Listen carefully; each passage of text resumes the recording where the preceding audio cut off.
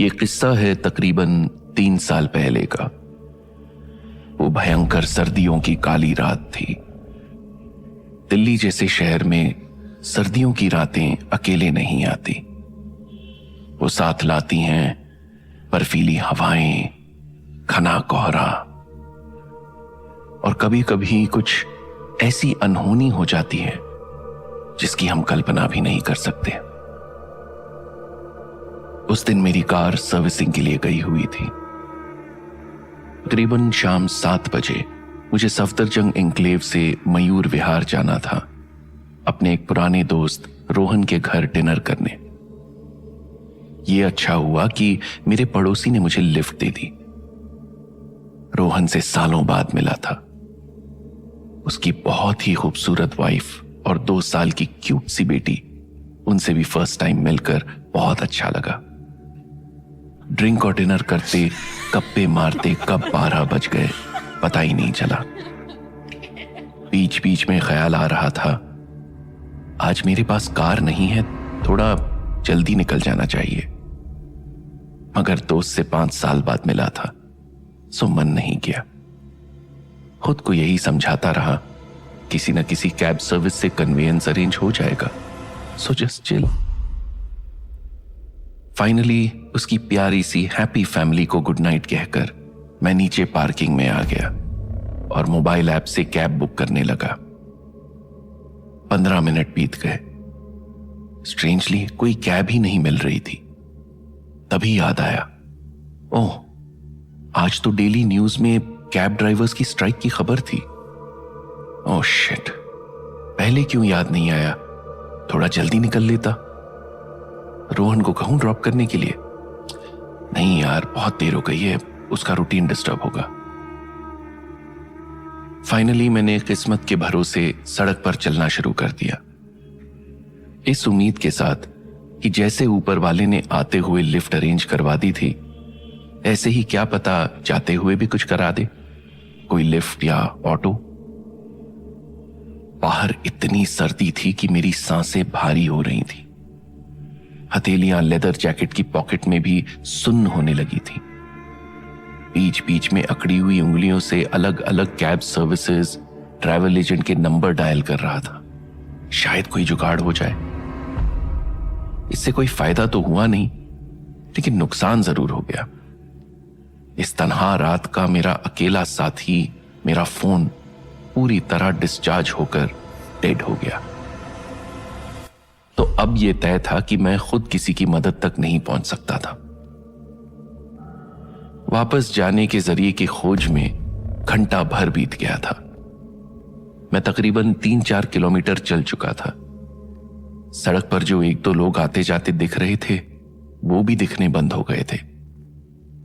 अब मेरी धड़कन ये सोचकर बढ़ती जा रही थी कि आगे सड़क पर मुझे अकेले ही चलना होगा।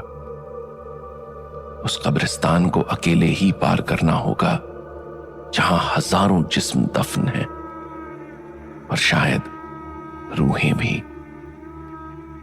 बचपन में बड़े भाई से सुने वो सारे भूतिया किस्से याद आने लगे जो वो मुझे डराने को सुनाया करते थे। तब तो डर नहीं लग रहा था, मगर आज वो किस्से याद आकर मुझे डरा रहे थे। ओह गॉड, प्लीज हेल्प मी। कुछ बड़ा नहीं मांग रहा, बस घर पहुंचने का कोई जुगाड़ करा दो प्लीज। कहते हैं दिल से मांगी हुई दुआएं अक्सर कबूल होती हैं। आमीन कहता हूं, होती हैं। और कई बार डेस्परेशन वाली दुआएं भी कबूल होती हैं। मेरी भी हुई। उस ग्रेवयार्ड के शुरू होने से जस्ट पहले एक फिएट मॉडल की पुरानी काली पीली टैक्सी थोड़ा आगे जाकर रुक गई, फिर रिवर्स चलकर मेरे पास आ गई। मेरे ठंडे जिस्म में अचानक एक गर्मी की लहर दौड़ गई। शायद वो उस खुशी की लहर थी जो टैक्सी देखकर मेरे भीतर उठी थी। मैंने टैक्सी के अंदर झांक कर देखा। ड्राइविंग सीट पर एक लंबा चौड़ा, दिखने में पंजाबी जैसा ड्राइवर बैठा था। उसने पुराने जमाने की टैक्सी ड्राइवर वाली खाकी यूनिफॉर्म पहनी थी। उम्र कोई 40 के आसपास होगी। सांवला सपाट चेहरा जिसके दाएं गाल पर बड़ा सा कट था। सिर पर सफेद बैंडेज बंधी थी, शायद हाल ही में कोई चोट लगी थी। उसकी दो गोल भूरी ठहरी हुई आंखों को देखकर मैं भूल ही गया कि मुझे कहां जाना है। बैठो, मैं छोड़ दूंगा। कब्रिस्तान से इस वक्त अकेले गुजरना ठीक नहीं है, ड्राइवर ने भारी आवाज में कहा। मुझे सफदरजंग एन्क्लेव जाना है, बताते हुए मैंने मन ही मन ऊपर वाले का शुक्रिया कहा और टैक्सी में बैठने लगा। बैठते ही मुझे बड़ी स्ट्रेंज फीलिंग आई। अचानक से गर्मी लगने लगी, जैसे वेदर टेम्परेचर एकदम से बढ़ गया हो। मुझे पसीने आने लगे तो मैंने लेदर जैकेट उतार दी। टैक्सी तकरीबन 40 की स्पीड से चलने लगी। मैं उस टैक्सी का गौर से मुआयना करने लगा। वहां हीटिंग सिस्टम जैसा तो कुछ नहीं था। उसकी पुराने जमाने की गद्देदार छोटी सीट थी। सीट के ऊपर एक साइड में लगा छोटा सा पंखा था। खिड़की पर लगे लाल पर्दे, चलता हुआ काला मीटर, रेडियो पर ट्यून आकाशवाणी की जिसमें ब्लैक एंड व्हाइट एरा के पुराने फिल्मी गाने बज रहे थे। ये सब देख मुझे 80s में बिताए अपने बचपन की याद आ गई। आपने इतनी पुरानी टैक्सी भी खूब अच्छे से मेंटेन की हुई है, मैंने तारीफ की, मगर वो कुछ नहीं बोला। वैसे आपने ये क्यों कहा कि कब्रिस्तान से इस वक्त अकेले गुजरना सेफ नहीं है? मैंने बातचीत जारी रखी। ये वक्त आत्माओं के घूमने का होता है और उस कब्रिस्तान में कुछ खतरनाक आत्माएं हैं, उसने ऐसे सीरियसली जवाब दिया जैसे आत्माओं के साथ रोज का उठना बैठना हो। जवाब सुनकर मुझे हंसी आ गई। तो आपको यहां अकेले आने से डर नहीं लगता? मैंने हंसते हुए पूछा। वो चुप रहा। शायद ये खुद ही डरा बैठा है, इसीलिए मुझे बिन मांगे लिफ्ट दे दी कि एक से भले दो होंगे।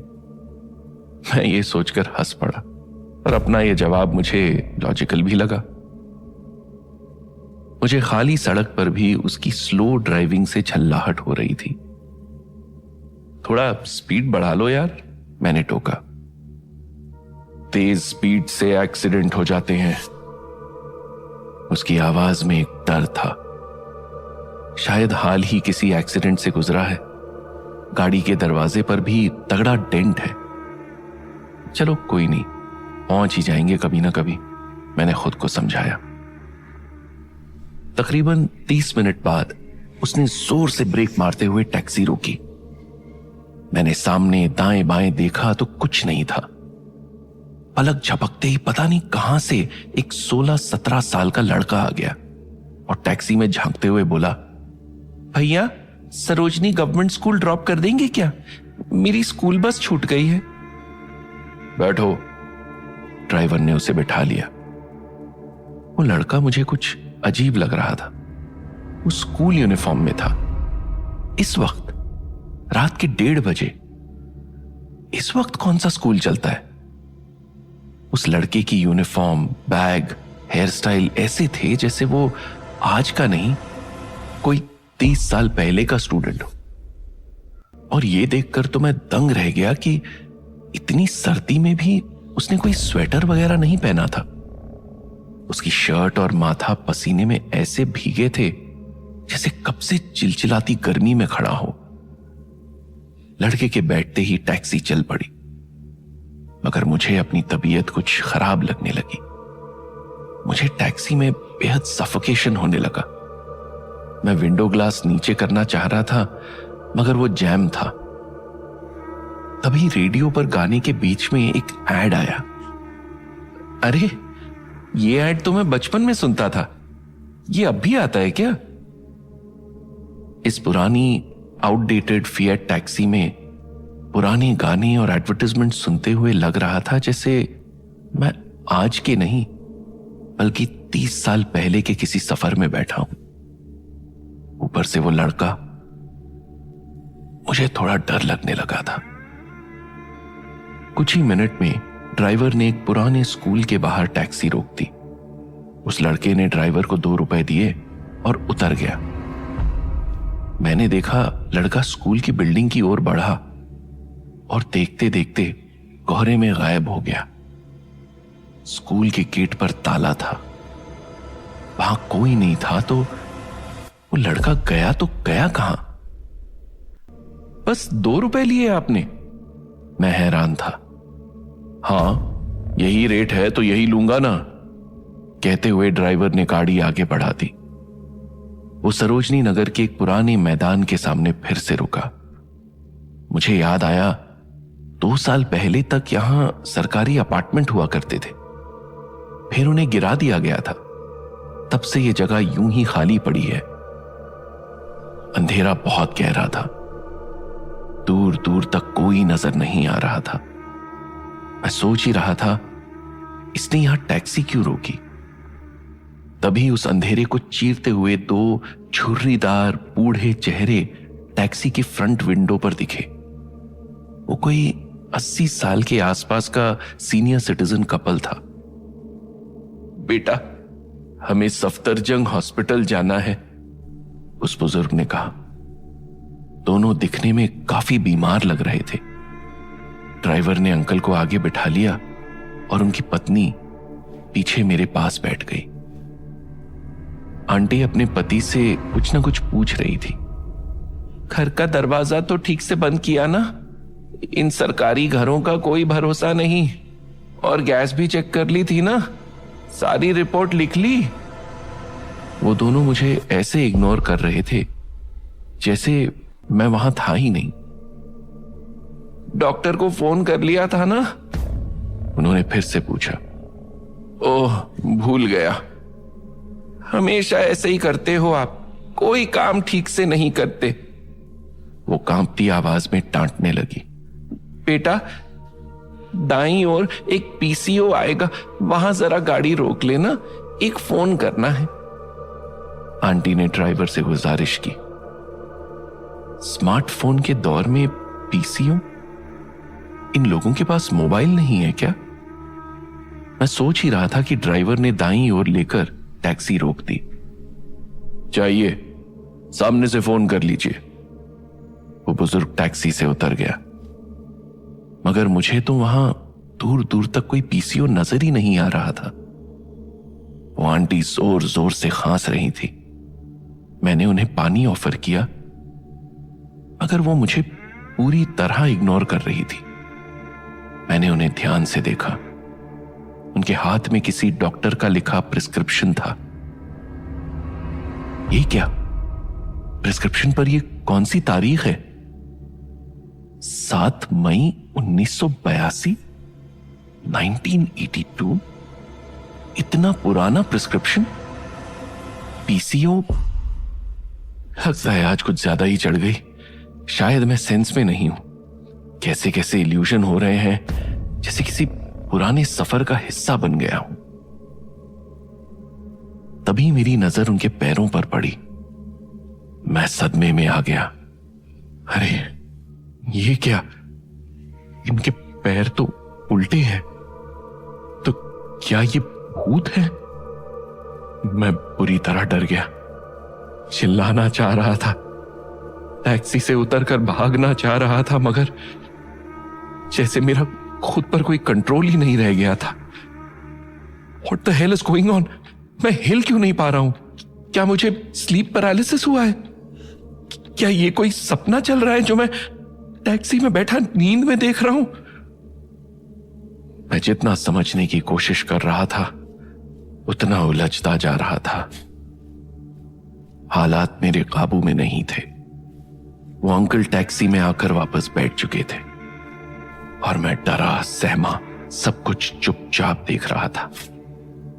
कितनी बार कोशिश की ड्राइवर को इशारे से कुछ बताऊं, मगर वो भी अपनी धुन में मस्त था। कुछ ही मिनटों में ड्राइवर ने उन्हें हॉस्पिटल के बाहर ड्रॉप किया, वो भी बस 3 रुपए में। वो धीरे धीरे चलने वाले बूढ़े टैक्सी से उतरते ही कहां गायब हो गए पता नहीं। बस मुझे अब इतना सुकून था कि मेरा घर अब पास ही था। मैं तुम्हें सफदरजंग के टैक्सी स्टैंड छोड़ दूंगा, मैं उससे आगे नहीं जाता, ड्राइवर ने कहा। मुझे भी थोड़ा रिलीफ मिला कि चलो अब मैं इस खौफनाक सफर से बाहर निकलूंगा और आज के बाद उस कब्रिस्तान वाले रास्ते पर कभी नहीं जाऊंगा। कुछ ही मिनट में टैक्सी स्टैंड आ गया। टैक्सी के रुकते ही मेरा शरीर हिलने डुलने के काबिल हुआ। मैंने तेजी से टैक्सी का लॉक खोला और तुरंत बाहर निकल ऐसे भागा जैसे कोई बुरा साया मेरे पीछे पड़ा हो। तभी याद आया, मैंने टैक्सी का भाड़ा तो दिया ही नहीं। मैं तुरंत पीछे मुड़ा तो देखा वहां कोई नहीं था। मैंने आसपास हर जगह नजरें दौड़ा ली मगर दूर दूर तक कोई नहीं था। मैं फिर डर से थर थर कांपने लगा। कहीं वो ड्राइवर भी तो भूत नहीं था। सोचकर मेरी हालत खराब हो गई और मैं तेजी से घर भाग गया। मुझे नहीं पता था ये जो मेरे साथ घटा है ये हकीकत है या कोई सपना। अगर मैं एक पल के लिए भी उस नाइटमेयर को कंटिन्यू रखना नहीं चाहता था। अगले दिन थोड़ी देर से आंख खुली। रात का नशा भी उतर गया था। मैं अपने बिस्तर पर सही सलामत था, फिर भी वो खौफनाक सफर मेरे दिमाग पर हावी था। वो ड्राइवर, टैक्सी, लड़का, सभी के चेहरे मेरी आंखों के आगे सवाल बनके घूम रहे थे, जिनके जवाब ढूंढने मैं सुबह उस टैक्सी स्टैंड पर पहुंच गया जहां रात मुझे उस टैक्सी ने ड्रॉप किया था। हल्की हल्की धूप में ठीक वैसी ही एक काली पीली टैक्सी उसी जगह खड़ी थी, धूल और जालों में लिपटी। उसके चारों टायर पिचके हुए थे। यकीन नहीं हो रहा था कि रात इसी ने मुझे ड्रॉप किया था। इसीलिए मैंने विंडो ग्लास से धूल हटाकर अंदर झांकने की कोशिश की। डैशबोर्ड पर लगा साईं बाबा का स्टैचू, राइट बैक डोर पर गहरा डेंट, पीछे शीशे पर एक पुरानी पिक्चर, सत्ते पे सत्ता का बड़ा सा स्टिकर। और ये क्या, बैक सीट पर मेरी लेदर जैकेट भी पड़ी थी जिसे मैं घबराहट में टैक्सी में ही छोड़ आया था। डेफिनेटली ये वही टैक्सी थी, मगर हाउ वाज दिस पॉसिबल?